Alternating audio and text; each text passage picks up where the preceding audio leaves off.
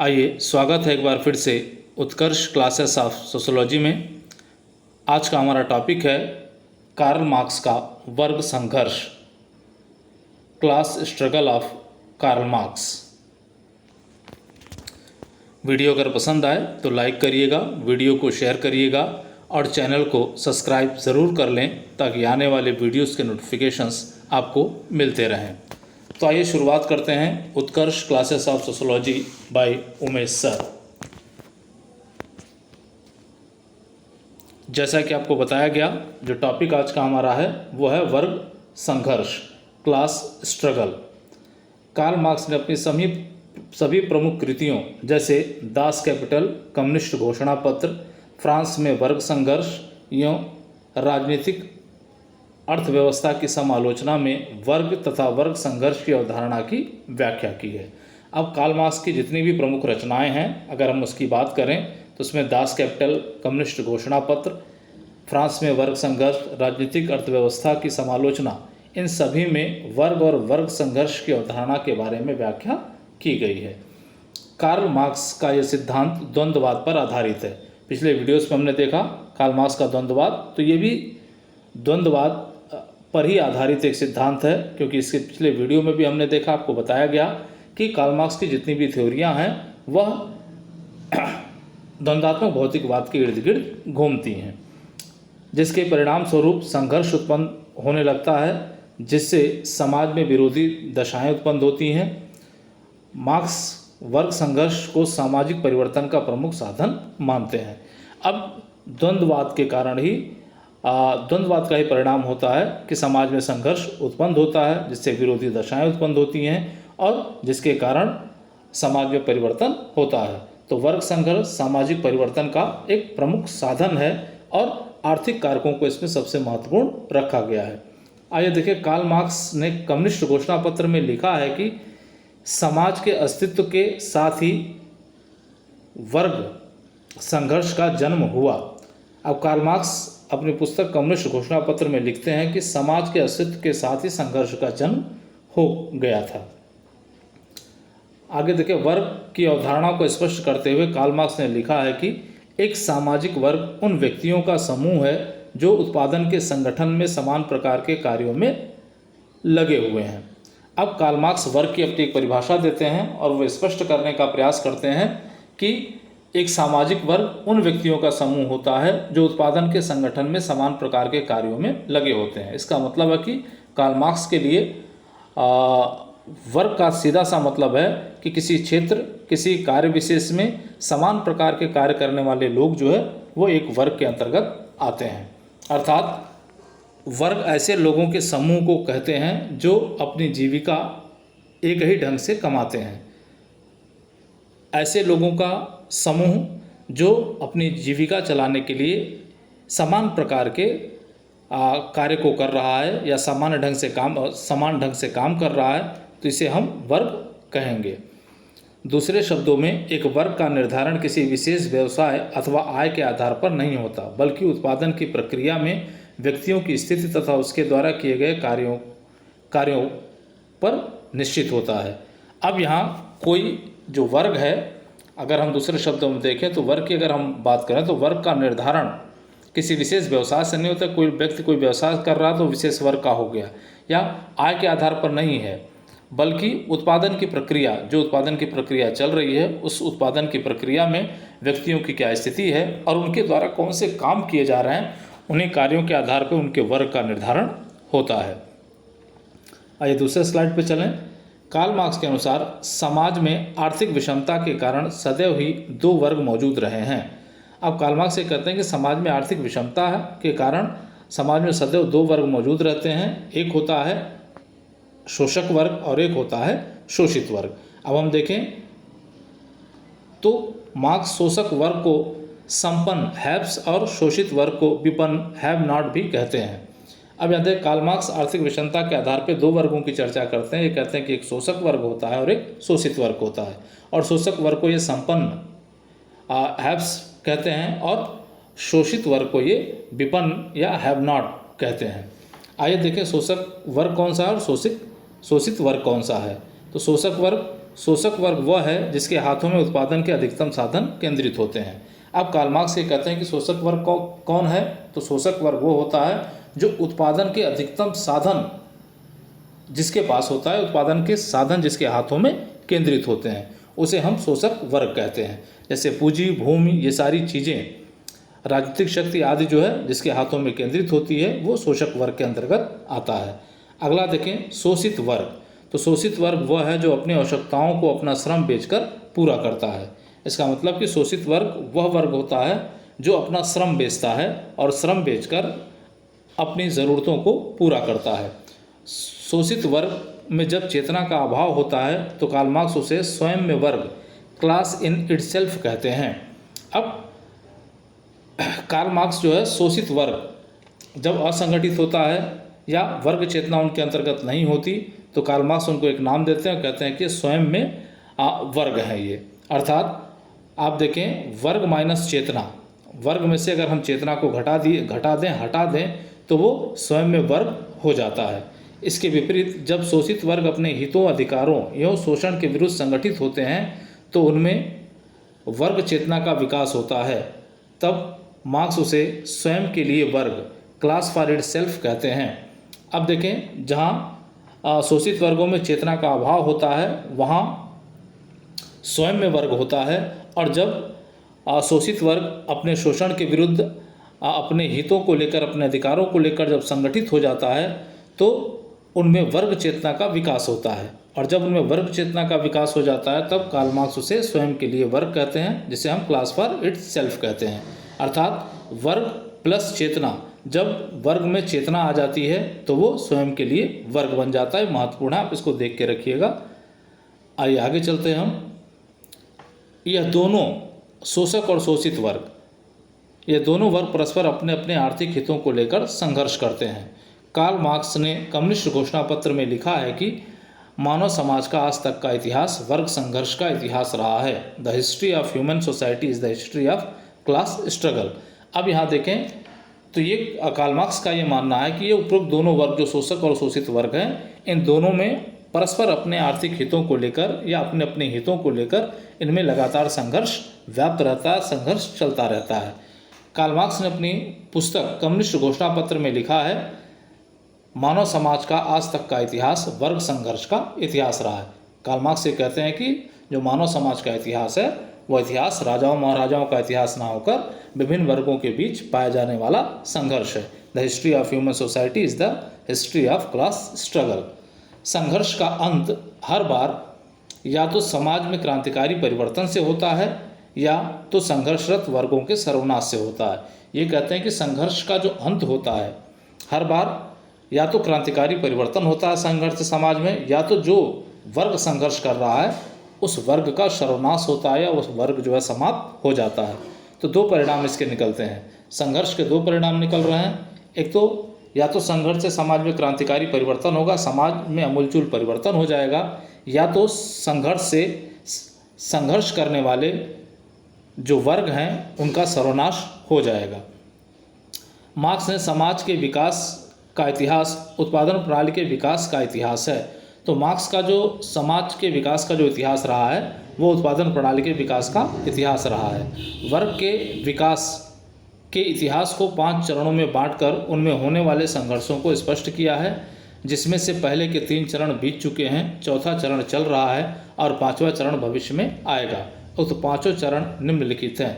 अब Karl Marx का जो समाज के विकास का इतिहास है वास्तव में वह उत्पादन प्रणाली के विकास का इतिहास है। ये कहते हैं कि जब उत्पादन प्रणालियों में परिवर्तन होता है तो समाज में परिवर्तन होता है। इसका मतलब कि उत्पादन शक्तियाँ जब बदलती हैं तो उत्पादन संबंध बदल जाते हैं। तो वर्ग के विकास, इसीलिए वर्ग के विकास के इतिहास को इन्होंने 5 चरणों में विभक्त करते हुए उनमें पाए जाने वाले संघर्षों को व्यक्त किया है, और इनके द्वारा बताए गए जो पहले 3 चरण हैं वो बीत चुके हैं, चौथा चल रहा है और 5वां चरण भविष्य में आएगा। अब हम देखें 5 चरण कौन कौन से हैं। इन चरणों को आपको पिछले वीडियोस में भी बताया गया था, फिर उसी को दोहराया जा रहा है। यहाँ देखें आदिम साम्यवादी युग जिसको हम कहते हैं ओरिएंटल कम्युनिज्म, फिर देखें दासत्व युग, एज ऑफ स्लेवरी, अगला देखें सामंतवादी युग, फेडरलिज्म एज, चौथा देखें पूंजीवादी कैपिटलिज्म एज। अगला देखें साम्यवादी युग, कम्युनिज्म एज। अब यहाँ पे आप देखें कि यही 5 इतिहास को उन्होंने 5 चरणों में विभक्त किया है, जिसमें से आप देखें पहले ये 3 जो हैं, आदिम साम्यवादी, दासत्व युग और सामंतवादी युग, ये तीनों बीत चुके हैं। इस समय वर्तमान में पूंजीवादी युग आपका जो है वो चल रहा है, पूंजीवादी युग चल रहा है। साम्यवादी आने वाले भविष्य में जो है ये आएगा। अब बारी बारी से हम देख लेते हैं जल्दी जल्दी इसको। तो यहाँ पे आप देखें आदिम साम्यवादी युग, जिसको हम कहते हैं ओरिएंटल कम्युनिज्म, तो मार्क्स का मानना था कि यह अत्यंत ही प्रारंभिक अवस्था है। जब मनुष्य इस धरती पर आया उस समय वनों में उपलब्ध कंदमूल, फल या शिकार पर सबका समान अधिकार था, अर्थात प्राकृतिक संसाधनों पर सबका समान अधिकार था। निजी संपत्ति का कहीं कोई अस्तित्व नहीं था। उस समय ना कोई बड़ा था ना छोटा, ना कोई अमीर था ना कोई गरीब। अब कार्ल मार्क्स ये कहते हैं अत्यंत ही प्रारंभिक अवस्था है। जब मनुष्य पृथ्वी पर आया उस समय जो वनों में कंदमूल, फल और शिकार की जो सुविधाएं उपलब्ध थी उन पे सबका समान अधिकार था, अर्थात प्रकृति ने जो भी वस्तुएं पदार्थ दे रखे थे उन सब पर सबका समान अधिकार था। जिसको जैसे आवश्यकता पड़ती थी उस हिसाब से वो अपनी आवश्यकताओं को प्रकृति से पूरा करता था। निजी संपत्ति का कहीं नामो निशान नहीं था। उस समय की स्थिति ये थी कि ना कोई बड़ा था ना कोई छोटा, ना कोई अमीर था ना कोई गरीब। उपलब्ध संसाधनों का उपयोग सभी लोग स्वतंत्र रूप से अपनी आवश्यकता अनुसार करते थे। जो भी उपलब्ध संसाधन प्रकृति ने दे रखे थे उन सब वस्तुओं का उपयोग लोग स्वतंत्र रूप से अपनी आवश्यकता अनुसार कर लेते थे। यह समानता पर आधारित व्यवस्था थी। इस युग के अंतिम चरण में जब मनुष्य ने उत्पादन के साधन के रूप में हथियारों का आविष्कार कर लिया, तब कुछ व्यक्तियों द्वारा अन्य व्यक्तियों का शोषण किया जाने लगा। जब इस चरण का अंतिम युग आया या अंतिम चरण आया तो उत्पादन के साधन के रूप में हथियारों का आविष्कार हुआ और यहीं से जो है कुछ लोगों ने क्या किया, अन्य लोगों का शोषण करना प्रारंभ कर दिया। इस प्रकार हथियारों के रूप में कुछ लोगों के पास उत्पादन के साधन की शक्ति का केंद्रीकरण हो गया। अब उत्पादन की शक्ति या उत्पादन के जो हथियार थे उनका कुछ लोगों के पास उत्पादन के साधन के रूप में केंद्रीकरण हो गया, जिसकी प्रतिक्रिया स्वरूप दासत्व युग का प्रारंभ हुआ। अब यहीं से दासत्व युग की नींव पड़ जाती है। कार्ल मार्क्स ने लिखा है कि शोषण के क्षेत्र में हथियार मानव की पहली पूंजी थी। कार्ल मार्क्स ने लिखा है कि भाई शोषण के क्षेत्र में जो हथियार का आविष्कार हुआ वह शोषण के क्षेत्र में हथियार जो है मानव की पहली पूंजी बन गई, जो शोषण का कारण बनी। आगे आए देखें दासत्व युग, age of slavery. Karl Marx के ऐतिहासिक भौतिकवाद का यह दूसरा चरण है, जहां बढ़ती जनसंख्या और आवश्यकताओं में वृद्धि के कारण विभिन्न कबीलों ने अपना क्षेत्र बढ़ाना प्रारंभ किया, जिससे दूसरे कबीले के क्षेत्र में हस्तक्षेप हुआ, जिसके परिणाम स्वरूप विभिन्न कबीलों के बीच संघर्ष प्रारंभ हो गया। संघर्ष के फलस्वरूप जब कुछ कबीले जीते और कुछ कबीले हारे तो यह दूसरा युग अस्तित्व में आया। अब यहाँ देखें दासत्व युग कार्ल मार्क्स के ऐतिहासिक भौतिकवाद का यह दूसरा युग है। ऐतिहासिक भौतिकवाद का ये दूसरा युग है, जहाँ जनसंख्या बढ़ने और आवश्यकताओं के बढ़ने के साथ साथ विभिन्न कबीलों ने अपनी आवश्यकताओं को पूरा करने के लिए अपना क्षेत्र बढ़ाना प्रारंभ किया। ऐसी स्थिति में वो दूसरे कबीले के क्षेत्रों में भी हस्तक्षेप करने लगे, तो दो कबीलों के बीच में, विभिन्न कबीलों के बीच में आपस में संघर्ष हुआ, जिसका परिणाम हुआ कि कुछ कबीले जीते और कुछ कबीले हार गए। और यहीं से शुरुआत हुआ दूसरे युग का, दासत्व युग का।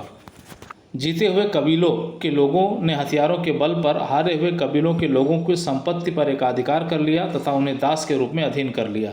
अब जो कबीला जीत गया उन्होंने हथियारों के बल पर क्या किया, दूसरे कबीलों के लोगों की संपत्ति पर एकाधिकार कर लिया और उन्हें अपना दास बना लिया।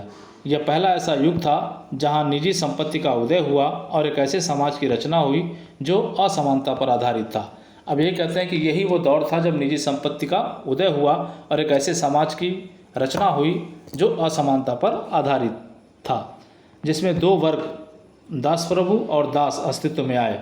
तो यहाँ दो वर्ग केंद्र में आ गए, दास प्रभु और दास। इन दोनों वर्गों में परस्पर अपने अपने हितों को लेकर संघर्ष व्याप्त था। तो ये दोनों वर्ग परस्पर अपने अपने हितों को लेकर संघर्ष कर रहे थे, क्योंकि दोनों के हित जो है वो विपरीत थे। कार्ल मार्क्स के अनुसार दास युग के अंतिम चरण में कृषि का विस्तार होने के साथ सामंतवाद का प्रादुर्भाव हुआ। अब ये कहते हैं कि जब दासत्व युग का अंतिम चरण आया तो यहाँ से जो है सामंतवाद, उत्पादन प्रणाली में परिवर्तन हुआ और यहाँ देखें तो कृषि का विस्तार होने लगा, तो अब सामंत युग का प्रारंभ यहाँ से हो जाता है, प्रादुर्भाव यहाँ से हो जाता है।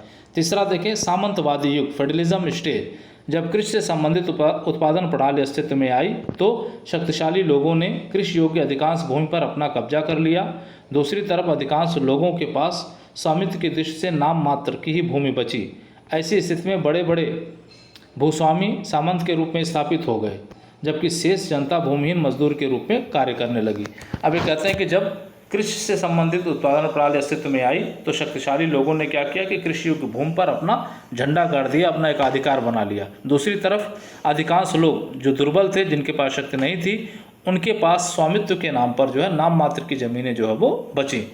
ऐसी स्थिति में बड़े बड़े जो भूस्वामी थे, बड़े बड़े जो भूखंडों पर जिन्होंने अधिकार किया था वो भूस्वामी थे, वो सामंत के रूप में स्थापित हुए, जमींदार के रूप में स्थापित हुए, जबकि शेष जनता जो है भूमिहीन मजदूर के रूप में उन्हीं सामंतों के खेतों में जाकर काम करने लगे, जिन्हें अर्ध किसान या भूमिहीन किसान कहा गया। इनका नाम पड़ा अर्ध किसान या भूमिहीन किसान। इस प्रकार इस युग में दो वर्ग, भूस्वामी या सामंत कहते हैं जिसको, या भूस्वामी या सामंत, और भूदास या छोटे किसान या अर्ध किसान उत्पन्न हुए। तो इस वर्ग में इस युग में भी दो वर्ग उत्पन्न हुए, भूस्वामी या भूदास या सामंत कह लें, छोटे किसान कह लें, अर्ध किसान कह लें, जिनमें अपने अपने हितों को लेकर संघर्ष व्याप्त था। तो यहाँ भी दोनों वर्गों के बीच परस्पर संघर्ष व्याप्त था। आइए, ये जो आधुनिक युग है जो चल रहा है, पूंजीवादी युग या कैपिटलिज्म स्टेज जिसको हम कहते हैं, तो ये चल रहा है। उपरोक्त अभी जो तीनों देखा हमने वो बीत चुका है और ये चल रहा है। एक बार फिर उत्पादन प्रणाली में परिवर्तन होने से कृषि और पशुपालन प्रणाली के स्थान पर औद्योगिक उत्पादन प्रणाली का विकास हुआ। अब यहाँ पे देखें कि उत्पादन प्रणाली फिर से एक बार बदलती है और कृषि के और पशुपालन के स्थान पर औद्योगिक उत्पादन की प्रणाली के अंदर में आ जाती है। उत्पादन के साधनों के रूप में जब बड़ी बड़ी मशीनों का उपयोग किया जाने लगा, तभी पूंजीवादी युग का प्रारंभ हुआ। अब उत्पादन के लिए मांग बढ़ी, उत्पादन हुआ, मशीनीकरण हुआ, औद्योगिकरण हुआ, तो अब बड़ी बड़ी मशीनें स्थापित होने लगी, तो पूंजीवादी युग का प्रारंभ जो है हो गया। इस नई औद्योगिक उत्पादन प्रणाली के परिणाम स्वरूप दो नए वर्ग उभर कर सामने आए। ये जो नई उत्पादन प्रणाली आई, इसने भी दो वर्गों को जन्म दिया कार्ल मार्क्स के अनुसार, जिसमें पहला पूंजीपति वर्ग और दूसरा सर्वहारा वर्ग था। अब दो वर्ग निकल के आए, एक पूंजीपति और दूसरा सर्वहारा। पूंजीपति वर्ग वह है जिसके हाथों में उत्पादन के अधिकतम साधन केंद्रित होते हैं। अब यहाँ पे आप देखिए कि पूंजीपति वर्ग वह वर्ग होता है जिसके हाथों में उत्पादन के अधिकतम शक्ति जो है वो केंद्रित होती है, या यूँ कह लें कि उत्पादन की शक्तियाँ उसके पास होती हैं। जबकि सर्वहारा वर्ग वह है जो अपनी मूल आवश्यकताओं को अपना श्रम बेचकर पूरा करता है। तो यहाँ पे देखिए सर्वहारा वर्ग कौन है, तो वह अपना श्रम बेचकर अपनी मूल आवश्यकताओं को पूरा करता है। जैसे आप देखिए पूंजीपति वर्ग, तो देखें कार्ल मार्क्स के अनुसार ये शोषक वर्ग है और सर्वहारा जो है वो शोषित वर्ग है। वर्तमान में इन दोनों वर्गों के मध्य परस्पर अपने अपने हितों को लेकर संघर्ष व्याप्त है। तो इन दोनों वर्गों में वर्तमान में लगातार संघर्ष जो है वो चल रहा है। आइए अगला देखें आप, साम्यवादी युग, कम्युनिज्म स्टेज। कार्ल मार्क्स के अनुसार पूंजीवादी युग के बाद आने वाला युग साम्यवादी युग होगा। पूंजीवादी युग में सर्वहारा वर्ग ज्ञान और विज्ञान से युक्त होकर अपने शोषण को समझ जाएगा और धर्म रूपी अफीम के नशे से मुक्त होकर अपने शोषण की मुक्ति के लिए पूंजीपति वर्ग के विरुद्ध निर्णायक संघर्ष करेगा। ये कहते हैं कि अंतिम युग है और जिसे ये साम्यवादी युग कहते हैं जो आने वाला है। और पूंजीवादी युग में सर्वहारा वर्ग क्या करेगा, ज्ञान और विज्ञान से युक्त होकर अपने शोषण को समझ जाएगा और धर्म का जो प्रभाव उसके ऊपर है उससे वो मुक्त होकर क्या करेगा, पूंजीपतियों के विरुद्ध निर्णायक जंग लड़ेगा। पूंजीपतियों के विरुद्ध क्या करेगा, संघर्ष करेगा, निर्णायक संघर्ष करेगा। इस निर्णायक संघर्ष में पूंजीपति वर्ग को नष्ट करके शासन की बागडोर सर्वहारा अपने हाथ में ले लेगा। और कार्ल मार्क्स ये कहते हैं कि इस निर्णायक संघर्ष में सर्वहारा क्या करेगा, पूंजीपति वर्ग को पराजित कर देगा और जो शासन और सत्ता की जो बागडोर होगा वो अपने हाथ में ले लेगा। ऐसा कार्ल मार्क्स का मानना है कि पूंजीपति पराजित हो जाएगा सर्वहारा से। सर्वहारा का अधिनायकत्ववाद के उपरांत साम्यवादी समाज की स्थापना होगी और जब सर्वहारा का अधिनायकत्व हो जाएगा, सर्वहारा का सत्ता पे जब अधिकार हो जाएगा, शासन पे जब अधिकार हो जाएगा, तो साम्यवादी समाज की स्थापना होगी, जिसमें सर्वहारा वर्ग सभी लोगों की संपत्ति को राज्य की संपत्ति घोषित कर देगा। सर्वहारा वर्ग क्या करेगा कि जितनी भी संपत्ति है, निजी संपत्ति है, उनको सर्वहारा वर्ग क्या करेगा, निजी संपत्ति जो उसे जो है राज्य की संपत्ति घोषित करेगा। इस प्रकार वह एक ऐसे समाज की रचना करेगा जिसमें किसी भी व्यक्ति की कोई व्यक्तिगत संपत्ति नहीं होगी, बल्कि प्रत्येक व्यक्ति अपनी क्षमता के अनुसार कार्य करेगा और अपनी आवश्यकता के अनुसार प्राप्त करेगा। तो इस प्रकार देखें तो एक ऐसे समाज की रचना होगी जिसमें किसी व्यक्ति की कोई निजी संपत्ति नहीं होगी, बल्कि व्यक्ति अपनी क्षमता के अनुसार कार्य करेगा। जितनी क्षमता होगी उतना वो काम करेगा और जितनी उसकी आवश्यकता होगी उन आवश्यकताओं को समाज क्या करेगा, पूरा करेगा। तो ये 5 युग थे। उपरोक्त चरणों में आदिम साम्यवादी समाज समानता पर आधारित व्यवस्था था। दासत्व युग में दास और दास प्रभुओं और दासों के मध्य संघर्ष व्याप्त था। वहीं सामंतवादी युग में भूस्वामी और भूदासों के मध्य व्याप्त था। वर्तमान युग में पूंजीपतियों और सर्वहारा के मध्य व्याप्त है। तो ये जो है जैसा कि अभी देखा हमने विस्तार में, ये इस तरह से जो है संघर्ष व्याप्त है।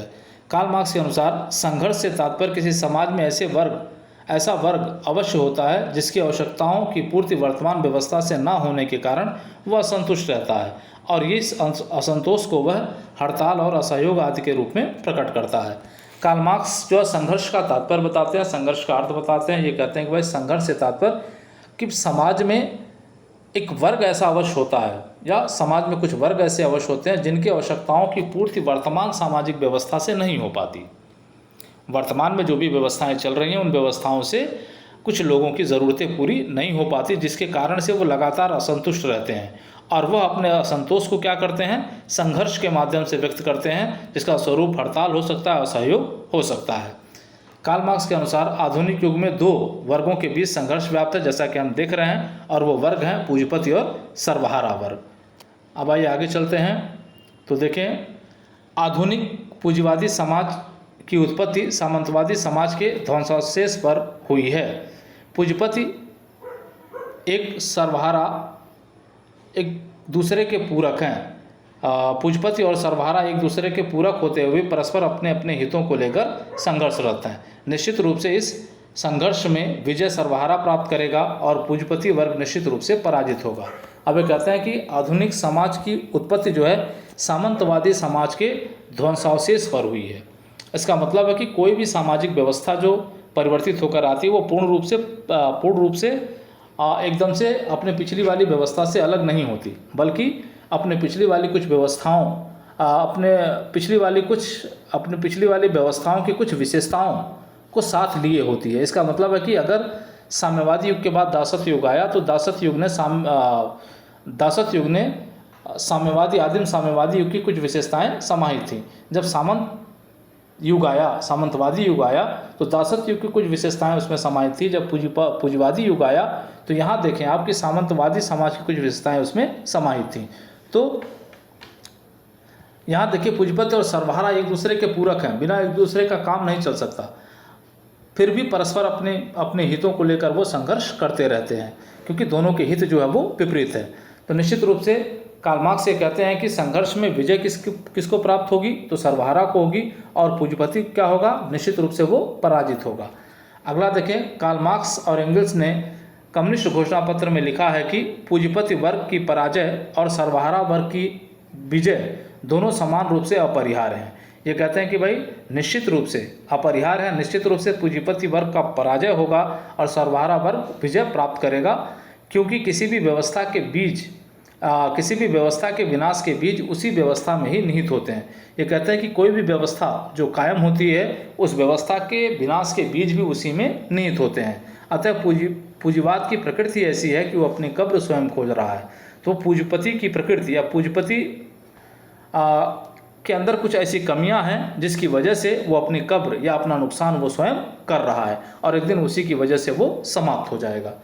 तो ये जो है लिखा है कार्ल मार्क्स ने कम्युनिस्ट घोषणा पत्र में। एक बार फिर सुन लें, महत्वपूर्ण है ये।